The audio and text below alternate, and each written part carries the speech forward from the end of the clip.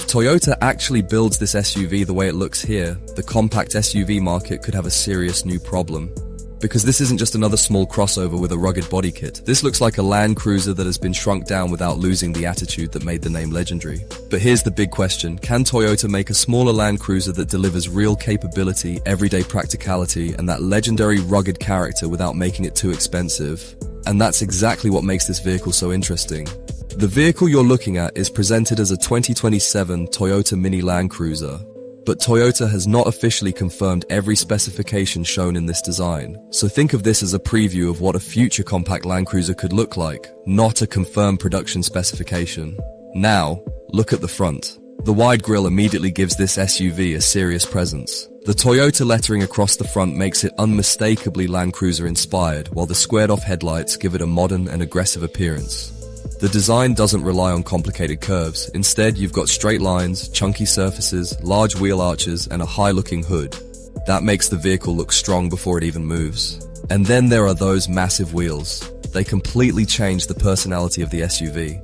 This doesn't look like a small city crossover pretending to be tough. It looks like a compact vehicle that actually wants to leave the pavement. Walk around to the side and the proportions become even more interesting. You've got a tall cabin, large wheel arches, a practical roofline, and a relatively compact body. That's important because a smaller SUV doesn't have to be huge to be useful. A high seating position, large windows, and a squared-off body could make it easy to drive around town while still feeling ready for an adventure.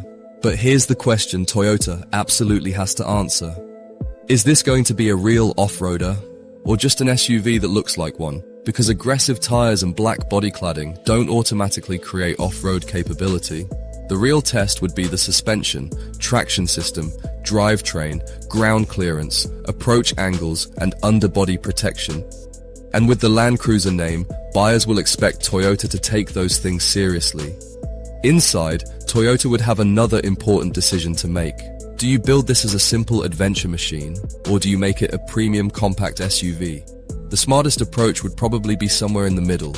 Give buyers modern technology, smartphone connectivity, a digital driver display, a large central screen, modern safety systems, and useful storage.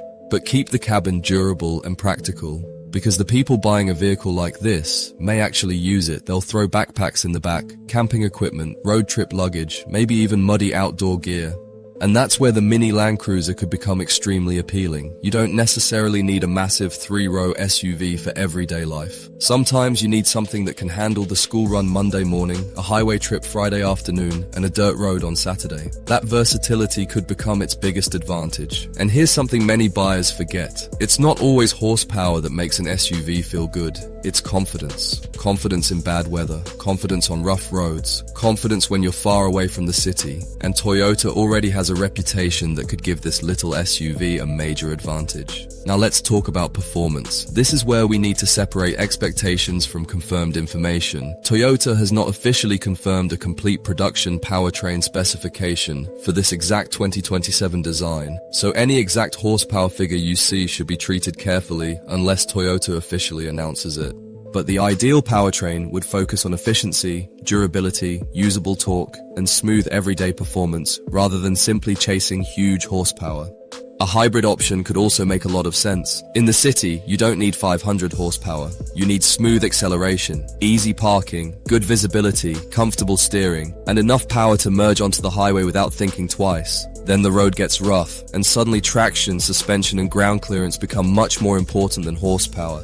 That's the personality this vehicle needs. Not a drag racer, not a luxury limousine, a compact adventure machine that works during the week and becomes much more interesting on the weekend. Now we come to the biggest question of all: price. The exact price for this 2027 concept-style vehicle has not been officially announced, and that could determine whether this vehicle succeeds. If Toyota prices it too close to larger Land Cruiser models, buyers may simply move up to a bigger SUV. If it's too expensive compared with compact competitors, buyers may decide they don't need the Land Cruiser badge.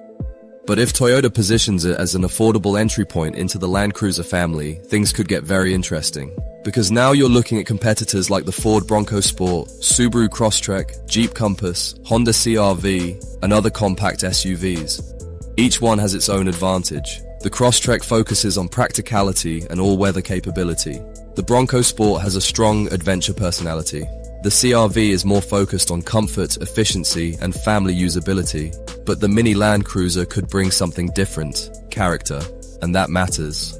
Land Cruiser isn't just another Toyota name, it represents durability and exploration. So if Toyota puts the badge on a smaller SUV, buyers will expect more than aggressive styling. They'll expect substance, they'll expect it to feel solid, they'll expect it to handle rough roads, and they'll expect it to live up to the reputation behind the name. Imagine taking this thing down a rough forest road, loose gravel, mud, steep sections, maybe a little water.